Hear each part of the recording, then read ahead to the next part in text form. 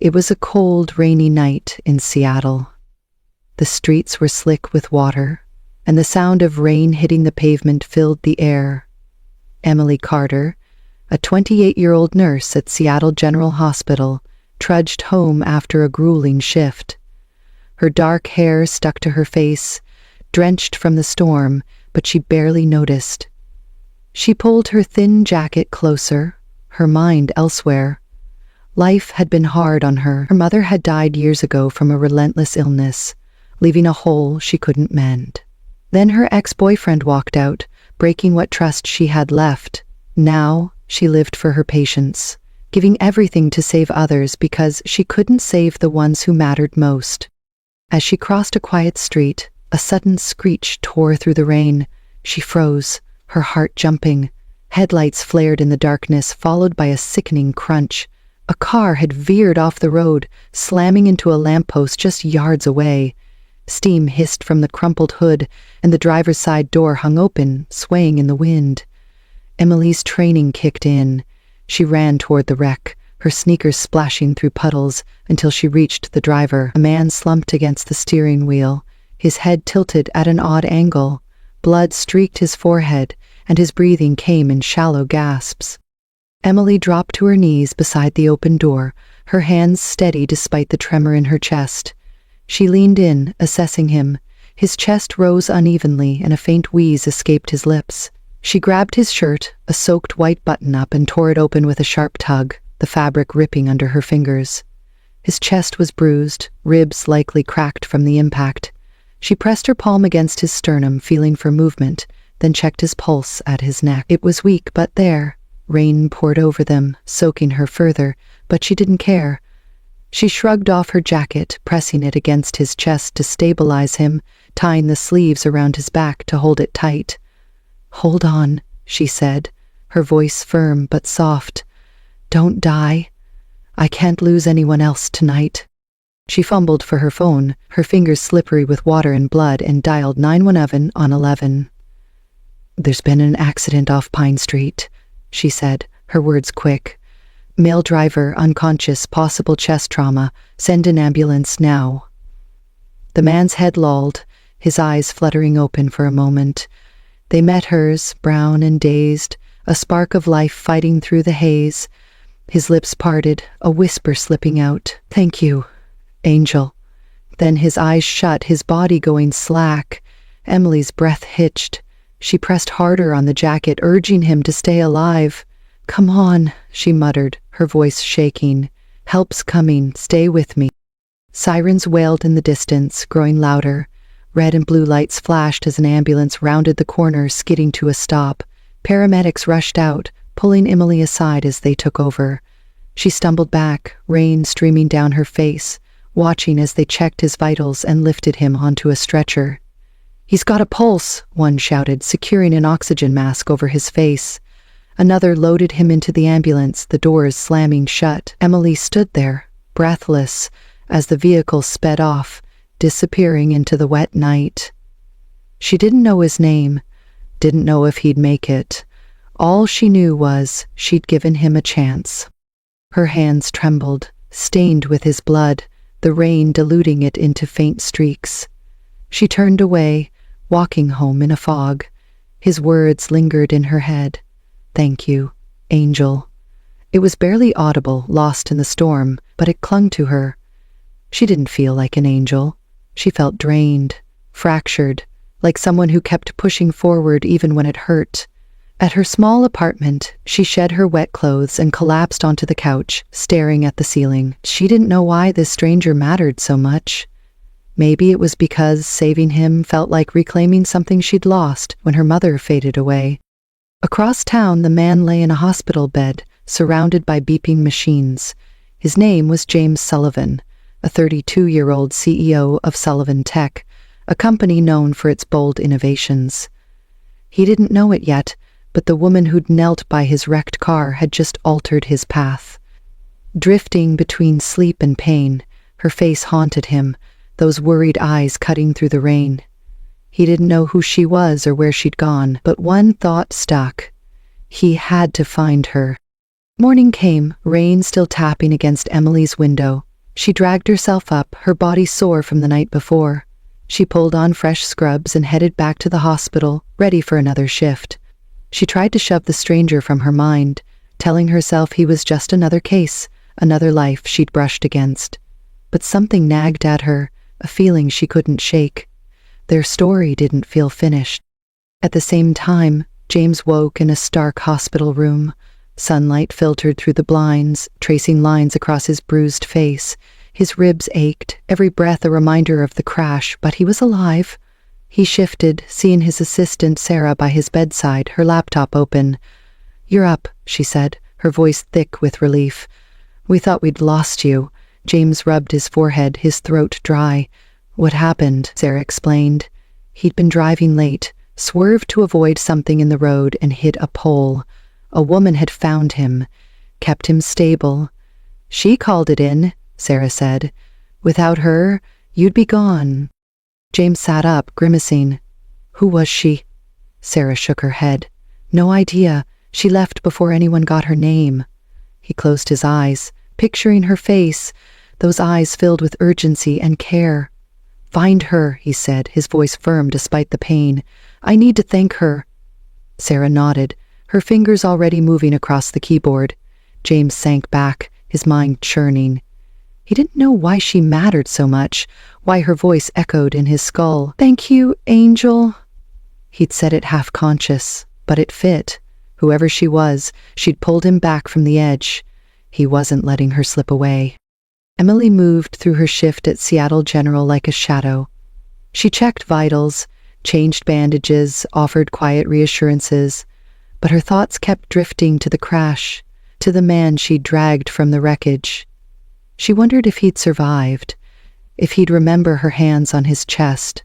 Probably not, she told herself. People forgot the ones who saved them, lost in their own survival. As she finished her rounds, a coworker handed her a note. "Someone dropped this off," they said. Emily unfolded it, her pulse quickening. The message was short. "Thank you for saving me. Meet me at the Pinnacle, 6 p.m. tonight." A white rose was tucked inside, its petals damp against her fingers. She stared at it, a mix of confusion and curiosity stirring. Who was he, and why did he want her there? Emily stood in her cramped apartment, staring at the note in her hand. The white rose rested on her kitchen counter, its faint scent mixing with the stale air. The words looped in her mind. "Thank you for saving me. Meet me at the Pinnacle, 6 p.m. tonight." She glanced at the clock. It was already 5 p.m.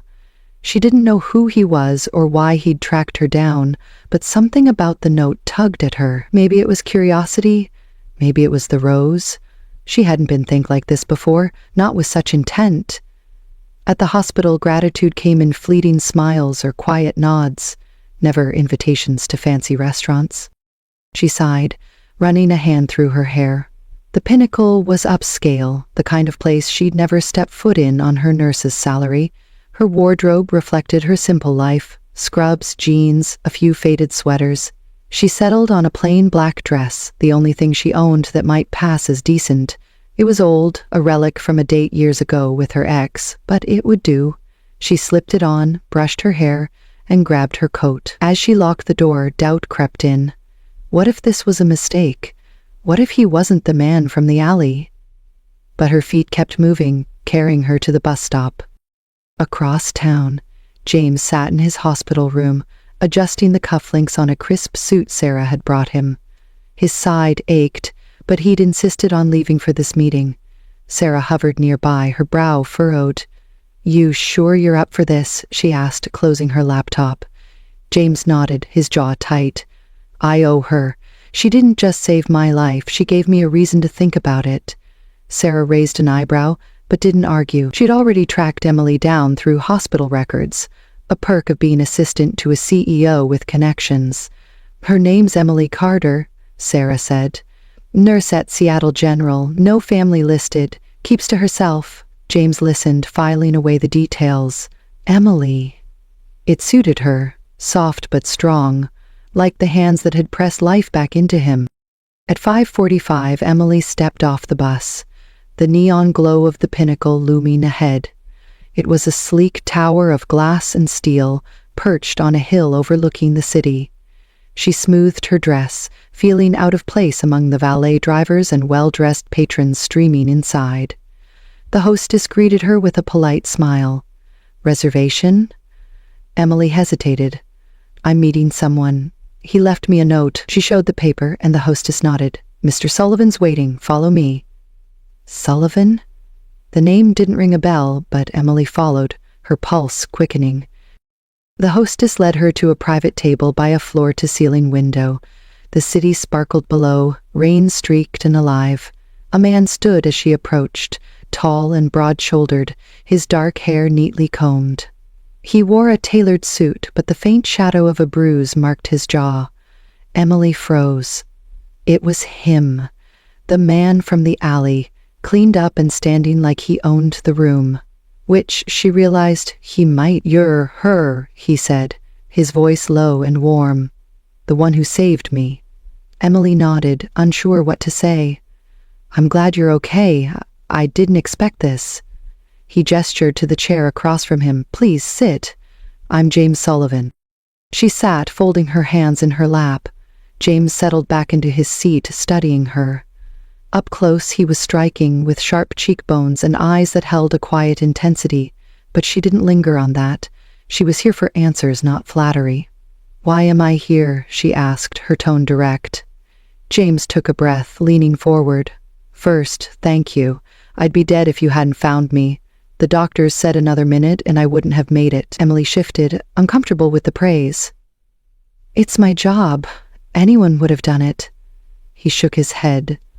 "No, not anyone. You." She waited, sensing there was more. James clasped his hands on the table, his gaze steady. "I run Sullivan Tech. It's a company my father built, but my mother shaped its heart. She was a philanthropist, spent her life helping people who couldn't help themselves. Before she died, she left me a wish." He paused, his voice softening. "She wanted me to marry a good woman before I turned 33. Someone kind. Someone who'd carry on her dream. If I don't, the charity fund she left me, millions of dollars, dissolves. Her dream dies with it." Emily frowned, piecing it together. "When's your birthday?" she asked. 3 months from now," he said. "And last night you proved you're the kind of woman she meant." Her stomach twisted. "What are you saying?" James met her eyes, unflinching. "I'm asking you to marry me. Not for real, just for show. 3 months. That's all I need. Pretend to be my wife. Help me secure the fund, and I'll give you something in return. Name it." Emily stared at him, her mind racing. This was insane. She didn't even know him, and now he wanted her to play house? "You're serious?" she said, half a question. He nodded. "Dead serious." She leaned back, crossing her arms. "Why me? You don't know anything about me."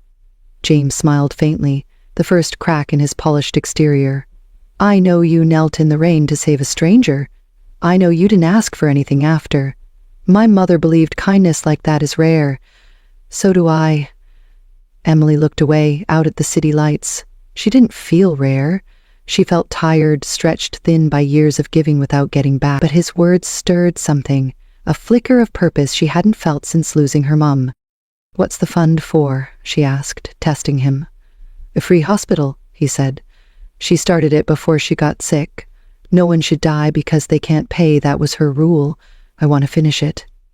Emily's chest tightened. Her mother had died in a crowded ward, waiting for care that never came. She'd dreamed of opening a clinic ever since, a place where no one would be turned away. James didn't know that, but his offer hit closer than he realized. She studied him, searching for a catch. "What's in it for me?" she asked. He didn't blink. "Tell me what you want, money, a job, anything." She thought for a moment, then spoke. "A clinic, my own place, free for anyone who needs it. If I do this, you make that happen." James didn't hesitate. "Done.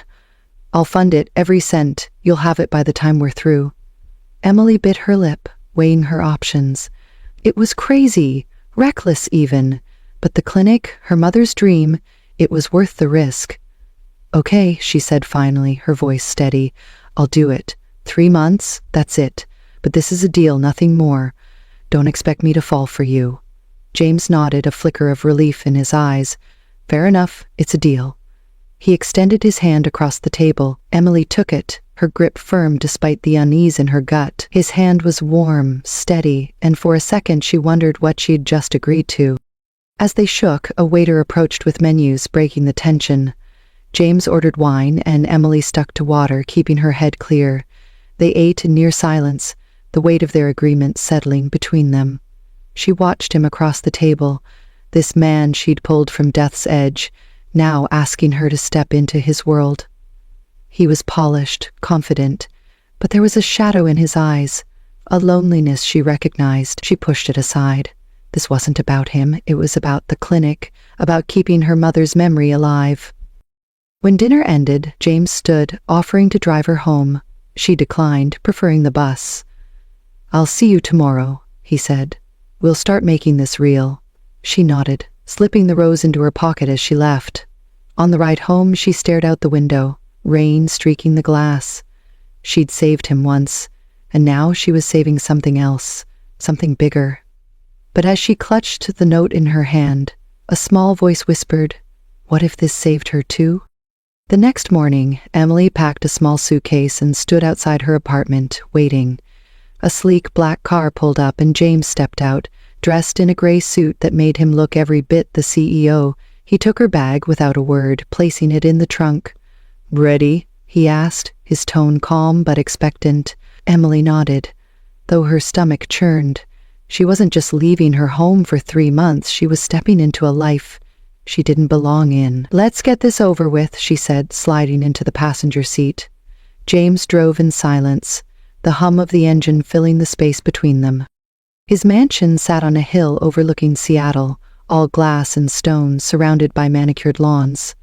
Emily stared as they pulled into the driveway. "This is where you live?" she asked, unable to hide her awe. James shrugged. "It's just a house." But it wasn't just a house to her, it was a fortress, a world apart from her cramped apartment with its leaky faucet and peeling paint. He led her inside, past a grand staircase and into a living room with a view of the city skyline. "Your room's upstairs," he said. "Second door on the right. Make yourself at home." Emily settled in, unpacking her few belongings into a guest room bigger than her entire apartment. The bed was soft, the walls lined with books she'd never have time to read. She sat on the edge of the mattress, staring at her hands. This was temporary, she reminded herself. 3 months for the clinic? That's all it was. Downstairs, James met with Sarah, going over schedules. "First event's tomorrow," Sarah said. "Charity gala. You'll introduce Emily as your fiancé."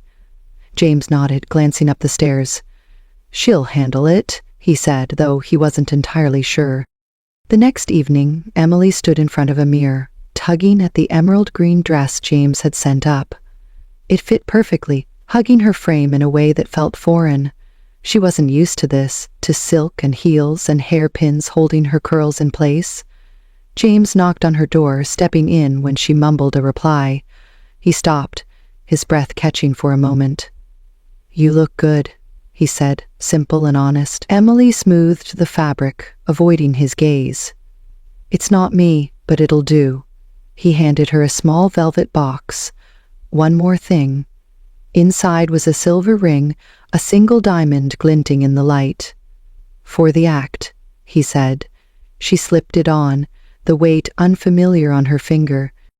The gala was a blur of chandeliers and clinking glasses. James kept her close, his hand resting lightly on her back as they mingled. "This is Emily Carter," he told a group of donors, his voice smooth. "My fiancée. She's the reason I'm here tonight." Eyes turned to her, curious and appraising. Emily forced a smile, nodding as people congratulated them. "How'd you meet?" a woman asked, her tone dripping. James glanced at Emily, letting her take it. "In the rain," she said, keeping it vague. "He needed help, and I was there." It was the truth, or close enough. Later, they stepped onto a balcony for air. The city glowed below, rain tapping the railing. James leaned against it, loosening his tie. You did well, he said. Emily shrugged. I don't like lying. He looked at her, his expression softening. Neither do I, but it's for something bigger. She nodded, staring out at the lights. Tell me about her, she said suddenly. Your mom? James hesitated, then spoke. She was tough. Grew up poor, fought for everything. When she married my dad, she made him promise to give back. The hospital was her dream. No one should die waiting, she'd say. Emily listened, her chest tightening. My mom died waiting, she said, her voice quiet. Crowded ward, no beds. I wanted to be a nurse to fix that, but it's never enough. James turned to her, his eyes searching hers. It will be. That clinic, it's yours. I'll make sure of it. For the first time, she saw past the CEO to the man carrying a promise. They stood there, the rain a soft curtain around them, until Sarah called them back inside. Days turned into weeks. They fell into a rhythm, playing their parts. James took her to the hospital site, a half-built structure on the edge of town. He walked her through it, pointing out where the ER would be, the pediatric wing. Mom wanted this for people like her, he said, kicking a pebble across the dirt. People who had nothing. Emily ran her hand along a concrete beam, picturing her clinic. Mine's smaller, she said, but it'll matter. He smiled, faint but real. It already does. One afternoon, he drove her to a storage unit. Inside was a box of his mother's things, dusty and untouched. He pulled out a silver necklace with hope engraved on a pendant. She wore this every day, he said, handing it to Emily. It's yours now. She held it, the metal cool against her skin. Why me? She asked. Because you're her kind of person, he said simply. She slipped it on, the word resting against her collarbone. It felt like a bridge, connecting her to a woman she'd never met. Nights were quieter. They ate dinner together, talking about the hospital, their mothers, the lives they'd lived. One evening, rain pounded the windows, and Emily found James in the study, hunched over blueprints. You're still up, she said, setting a mug of tea beside him. He rubbed his eyes. Can't sleep, too much to do. She sat across from him, sipping her own tea. You don't have to do it alone, she said. He looked at her, something shifting in his gaze. I'm starting to see that. The next night, rain fell harder. Emily sat in her room, staring at the necklace in her hand. She missed her mom, the ache sharper than usual. A tear slipped down her cheek, then another. She didn't hear James knock, didn't see him until he was beside her. Hey, he said softly, sitting on the bed. What's wrong? She wiped her face, embarrassed. Just thinking about her, my mom. He didn't say anything, just pulled her into a hug. His arms were steady, warm, and for the first time in years, she didn't feel alone. You're not alone anymore, he said, echoing her thoughts. She stayed there, letting the rain drown out her sobs. Weeks later, they met the lawyer overseeing the fund, a stern man named Mr. Grayson. He eyed Emily, skeptical. You're the fiancé? He asked. She nodded, holding up the ring. 3 months? Isn't much time, he said. Prove it's real.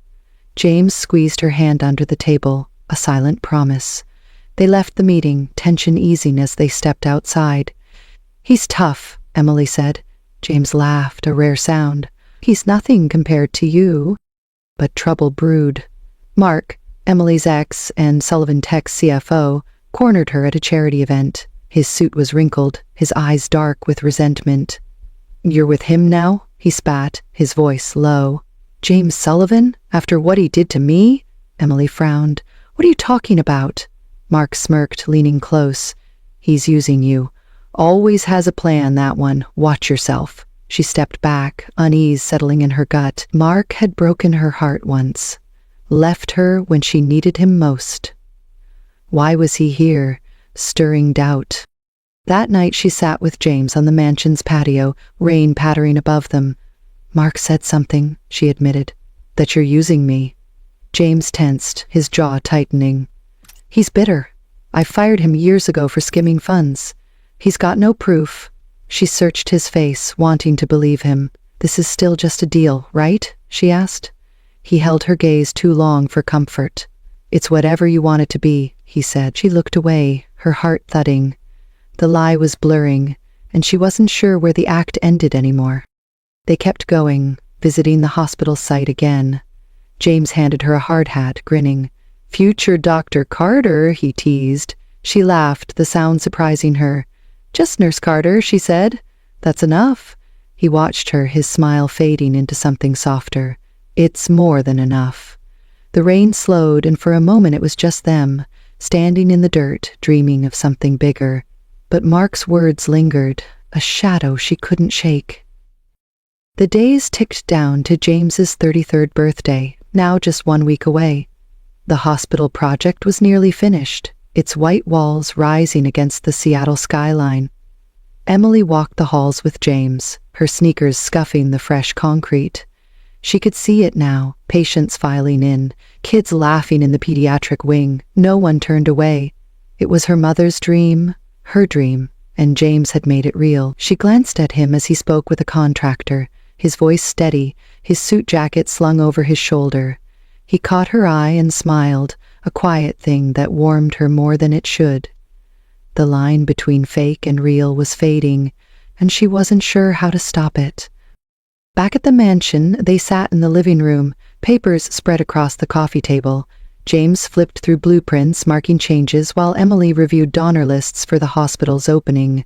Rain tapped the windows, a familiar sound that tethered them. 1 week left, she said, breaking the silence. Then what? James set his pen down, leaning back. We finish the act, secure the fund, open the hospital. You get your clinic. She nodded, but her chest tightened. And us? The question slipped out, unguarded.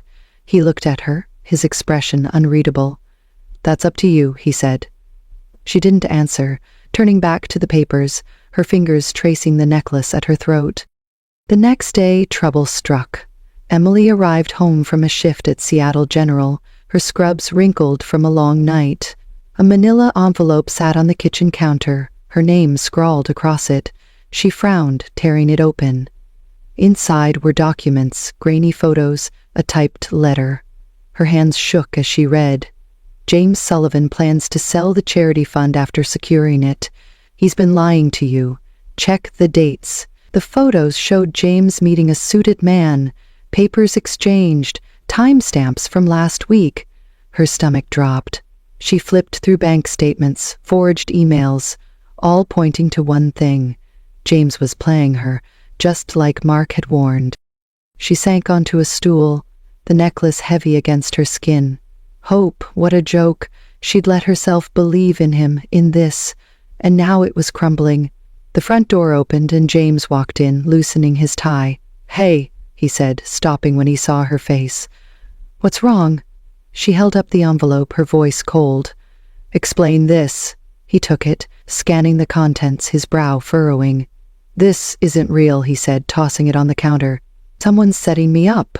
She stood, anger flaring. "Mark said you'd do this, use me, then toss me aside. I should have listened." James stepped closer, his eyes sharp. "Mark? He gave you this?" She nodded, her fists clenched. "He warned me weeks ago. I didn't want to believe him, but this proves it." James ran a hand through his hair, pacing. "He's lying, Emily. I fired him years ago for stealing. He's got a grudge." She laughed, bitter and hollow. "And I'm supposed to trust you? After this?" She pointed at the papers. "You promised me a clinic, a hospital, all of it. Was that a lie too?" He stopped, facing her. "No, that's real. Every cent I've put into this. It's for her, for you." She shook her head, tears stinging her eyes. "I was right from the start. This was a mistake." She grabbed her coat, the ring glinting on her finger. "I'm done." James reached for her arm, his voice low. "Don't go, let me fix this." She pulled away, storming out into the rain. "Fix it yourself," she called back, the door slamming behind her. The city blurred as she walked, rain soaking her through. She didn't care. She'd been a fool, letting him in, letting herself feel. The necklace bounced against her chest, a cruel reminder of her trust. James stood in the empty kitchen, the forged documents scattered on the floor. He grabbed his phone, dialing Sarah. "Mark's behind this," he said when she answered. Find out what he's doing, now. Sarah's voice crackled through. I'll dig, but James, you need to tell her the truth. He hung up, staring out the window. Rain streaked the glass, mirroring the chaos in his head. He'd meant every word to Emily, every promise. This wasn't just about his mother anymore. It was about her, about them. He couldn't lose her, not like this. Hours later, Sarah called back. It's worse than we thought, she said. Mark's the one who attacked you. Hired a guy to do it. Wanted you out of the picture. He's been sabotaging the fund too, funneling money to an offshore account. These fakes are his last play to break you two. James gripped the phone, fury rising. Where is he? Sarah hesitated. Last seen at the old warehouse on 5th. Be careful. He grabbed his keys, rain pounding harder outside.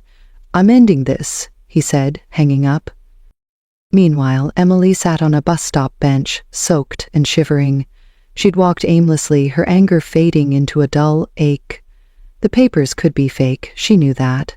Mark had lied before, twisted things to hurt her. But the doubt lingered, gnawing at her. She pulled out her phone, scrolling to James's number, then stopped. What would she say? Before she could decide, headlights cut through the storm. A car sped past, swerving wildly. She squinted, recognizing it. James's car. Her heart lurched. She stood, rain blurring her vision, and saw it happen in slow motion. The car skidded, tires screeching, then slammed into a pole. Metal crunched, glass shattered. No, she whispered, running toward it. The driver's door hung open. James slumped against the wheel, blood trickling from his temple. She reached him, her nurse's instincts kicking in. James, wake up, she said, shaking him. He groaned, eyes fluttering. Emily? His voice was weak, slurred. She checked his pulse, steady but faint, and pulled him from the wreck, laying him on the wet pavement. She tore her sleeve, pressing it to his head wound. Stay with me, she said, her voice breaking. You can't leave me. Not now. Headlights approached, another car stopping nearby. Sarah jumped out, phone in hand. Ambulance is coming, she shouted, kneeling beside them. Emily held James's hand, rain mixing with her tears. Why'd you do this? She asked. He coughed, forcing a smile. Had to find you. Couldn't let you go. She squeezed his hand, guilt crashing over her. I'm here, she said. I'm not going anywhere. Sirens wailed as the ambulance arrived. Paramedics lifted James onto a stretcher, Emily following close. At the hospital, she paced the waiting room, her clothes dripping, the necklace cold against her skin. Sarah sat nearby, her face grim. He'll be okay, she said. He's tough. Emily nodded, but fear gripped her. She'd walked away, left him to chase her in a storm. If he didn't make it, she'd never forgive herself. A doctor emerged hours later, pulling off his mask. He's stable, he said. Concussion, broken ribs, but he'll pull through. Relief flooded Emily, her knees weak. Can I see him? The doctor nodded. He's asking for you. She followed him to a room where James lay, pale but awake, hooked to monitors. His eyes found hers, tired but clear. You're here, he said, a faint smile tugging his lips. She sat beside him, taking his hand. I'm sorry, she whispered. I should have trusted you. He shook his head, wincing at the movement. I should have told you everything. Sarah stepped in, holding a tablet.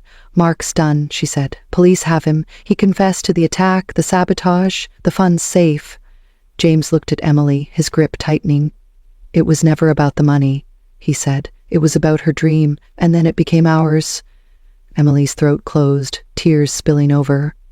I thought I'd lost you, she said. Don't do that again. He chuckled. Weak, but real. Promise. She stayed there, holding his hand as machines beeped softly. The rain outside slowed, a faint patter against the window. She'd run from him, from this, but now she couldn't imagine leaving. Mark's betrayal had torn them apart, but James's sacrifice had brought her back. She brushed his hair from his forehead, her voice soft. You're not getting rid of me that easy. He smiled, closing his eyes. Good, he murmured. I need my angel. The hospital room was quiet, save for the steady beep of machines and the soft hum of the heater. Emily sat by James's bedside, her hand still wrapped around his. His chest rose and fell evenly now, the worst of the danger past. She hadn't left since they brought him in, her soaked clothes replaced with a spare set of scrubs from the nurse's lounge. The necklace with hope etched into it rested against her collarbone, a small weight anchoring her. Rain tapped the window, slower now, like the storm was finally letting go. She watched him sleep, his face bruised but peaceful, and felt something shift inside her. She'd almost lost him, and the thought hollowed her out. James stirred, his eyes blinking open. He turned his head, finding her in the dim light. "You're still here," he said, his voice rough but warm. Emily nodded, a faint smile breaking through her exhaustion. "Told you I wasn't going anywhere." He reached for her hand, his fingers brushing hers, weak but deliberate. "Good," he said. "I was afraid you'd run again." She looked down, guilt flickering in her chest. "I shouldn't have," she said. "I let Mark get in my head." "I'm sorry." He squeezed her hand, a small gesture that steadied her. "You had every reason to doubt. I didn't make it easy." She shook her head, tears pricking her eyes. "You almost died chasing me. That's more than enough." He chuckled, the sound faint but real, then winced, clutching his side. "Worth it," he said. "You're worth it." Emily's throat tightened. She wanted to argue, to tell him he was reckless, but the words wouldn't come. Instead, she leaned closer, brushing a strand of hair from his forehead. "Just don't do it again," she said. "I can't lose you too." His eyes softened, holding hers. "You won't," he promised. Sarah stepped into the room, her coat slung over her arm. "Heard you're awake," she said, a tired smile on her face. "About time." James grinned faintly. "Can't keep me down." Sarah set a folder on the table beside him. "Mark's finished. Police caught him at the warehouse. He spilled everything, the attack, the forged papers, the money he siphoned. He's looking at years behind bars." Emily exhaled, relief washing over her. "And the fund?" she asked. Sarah nodded. "Safe. Lawyers confirmed it this morning. You hit 33 tomorrow, James. It's yours." James looked at Emily, his expression softening. "Ours," he corrected. "The hospital's opening next month. Your clinic's next."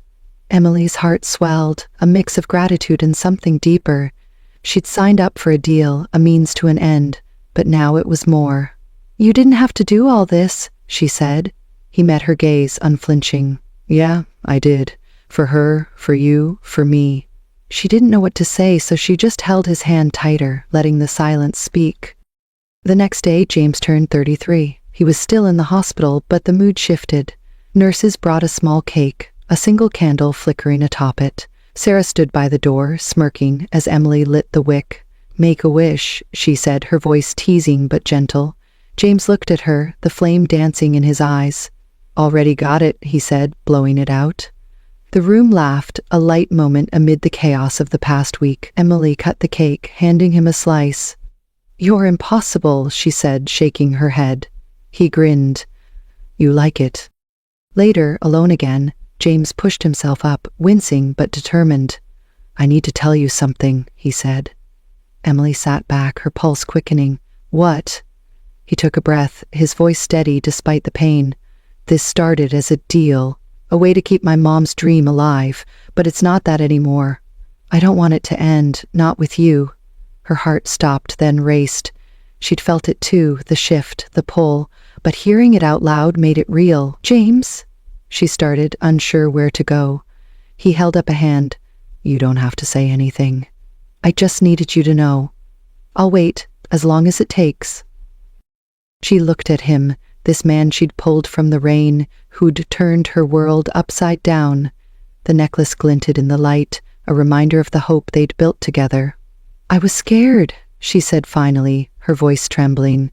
"After my mom, after Mark, I didn't think I could trust anyone again. But you called me an angel that night, and I've been falling for you ever since. I just didn't want to admit it." His eyes widened, a slow smile spreading across his face. "So, you're saying I've got a chance?" She laughed, tears spilling over. more than a chance.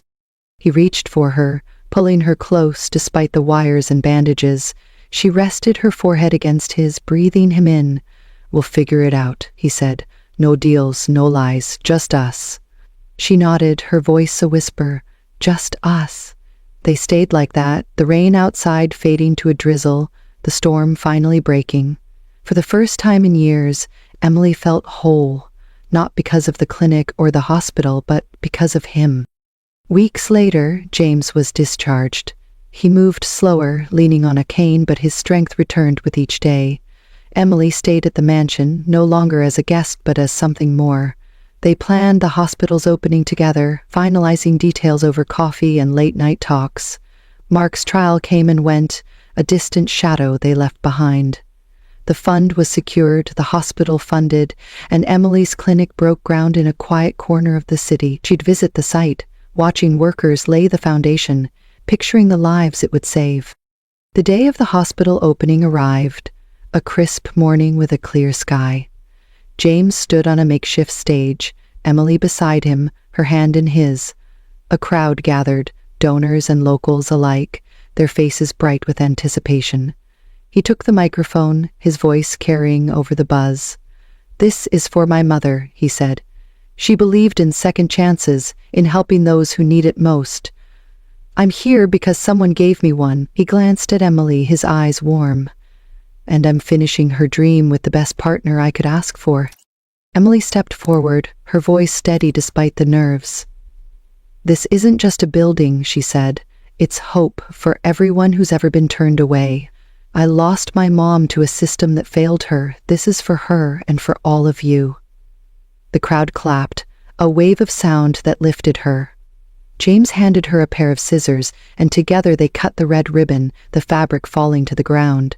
Cheers erupted, cameras flashing. She looked at him, his smile mirroring hers, and felt it. They'd done this together. After the ceremony, they walked through the hospital, its halls gleaming and new. Patients were already arriving, greeted by staff with smiles. Emily stopped at the pediatric wing, watching a little girl clutch a teddy bear as a nurse checked her chart. "This is it," she said, her voice soft. "What we fought for." James stood beside her, his arm brushing hers. "Yeah," he said, "and more." She turned to him, the necklace catching the light. "More?" He nodded, taking her hand. "Us. This. Whatever comes next." They stepped outside, the city stretching before them. The rain was gone, replaced by a faint breeze and the promise of spring. Emily leaned into him, her head resting on his shoulder. "I used to think love was something to run from," she said, "but you showed me it's something to hold on to." He tilted her chin up, his eyes searching hers. "You saved me first, in that alley. I've been holding on to you ever since." She smiled, real and unguarded, and kissed him, soft and sure. The world faded, leaving just them, standing in the light of what they'd built. Months later, they stood at her clinic's opening, a smaller crowd but no less proud. The sign read Carter Free Clinic, a tribute to her mother. James wrapped an arm around her, his cane gone, his strength fully back. "Happy?" he asked. She nodded, her hand resting on the necklace. "More than I thought I could be." He kissed her forehead, a quiet vow. Together they walked inside, ready to keep saving lives, starting with each other. I hope you enjoyed this thrilling journey. On a scale of 1 to 10, how would you rate this story? Let me know in the comments below. Your feedback inspires more epic tales.